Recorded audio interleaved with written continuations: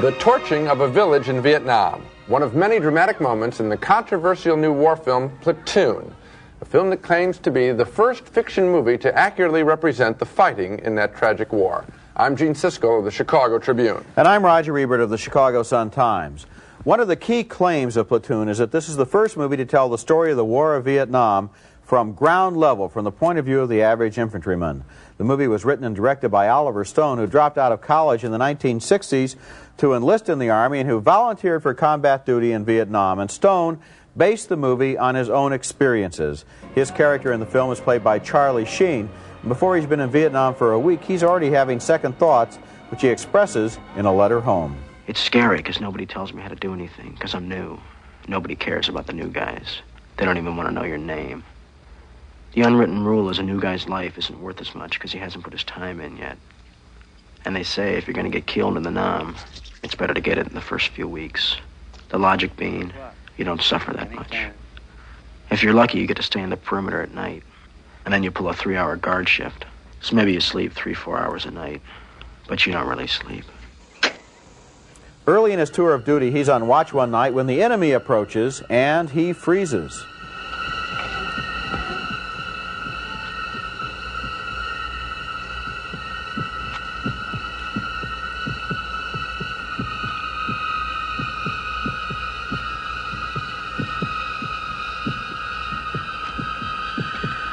In a moment comes his baptism by fire, and before long the kid is accepted as one of the platoon. That includes membership in a bunker devoted entirely to drugs.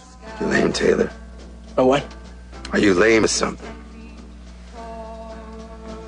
Go ahead, old man, smoke it.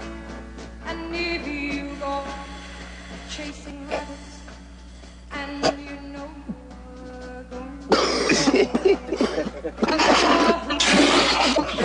Get here! It's in the wind, troop.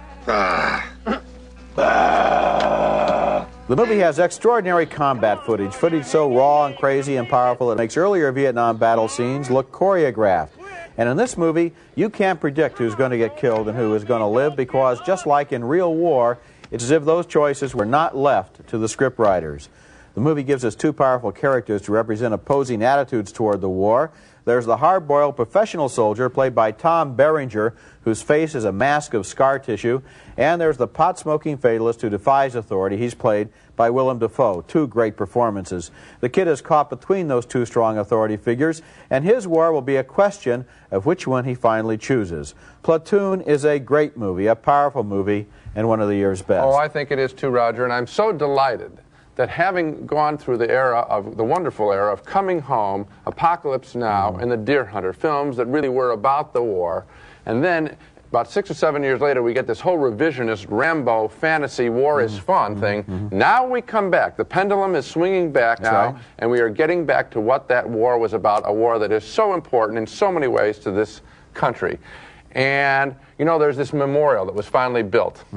Well, this is its own kind of memorial, this film, because this film is what it's about. And I think that much is important. I think this is Oliver Stone's own memorial. We know that he went to Vietnam and that he saw what went on there. When he came back, he's a screenwriter who wrote movies like Midnight Express and Scarface. He waited a long time to do his Vietnam story because I think it took him a long time to simplify it, to get it down to what it really meant to him, and not just to be caught up in all of the symbols of the war and all of the controversy of that war, his own experience. Well, I want to take you into one of my favorite scenes of the Platoon film, and that involves a line of narration with Charlie Sheen writing to his grandmother, a quote that I can't forget. And the quote is, "Hell is a place where there is no reason." And the whole movie, I think, suggests that Vietnam was such a hell. And the scene that captures that as well as any in the picture is the scene where the troops begin to let out their rage against some of the Vietnamese and threaten to kill their children. The soldiers also tear into each other.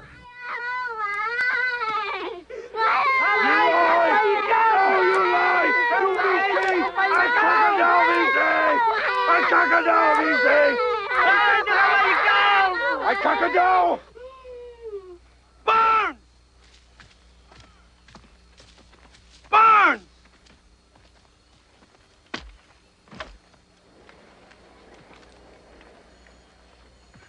Stay out of this, Elias. This ain't your show.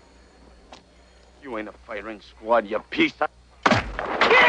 Get That's powerful stuff, and those of us back home who read about the infamous My Lai incident of American soldiers killing innocent women and children, I think we all read those news reports and at first thought, how could they? Well, this doesn't excuse anyone's conduct, but that scene in Platoon that we just saw and others like it helped me to understand how such a thing could happen in wartime. We don't approve it, I have to underline that, but we now understand it, and rare is the film that brings such understanding of horrible things. The other thing that the film does, I think, is bring an understanding of the daily conditions under which those soldiers lived. And Stone took his soldiers out in the Philippines, where this movie was shot, and put them through basic training for weeks before they made this film. They were eating sea rations, they were up all night, they were marching around, to the point where when the movie started shooting, they were in a state of utter and total exhaustion, and you can see that. These are not actors giving nice, neat performances. These are people who are strung out to the last ounce of courage and endurance that they have, and that comes through on the screen, the pressure that they were under. Neither one of us served in Vietnam, and as I know, I sat there, I thought, boy, we don't know what we're talking about unless we were there, I'm afraid. That's the power of this film.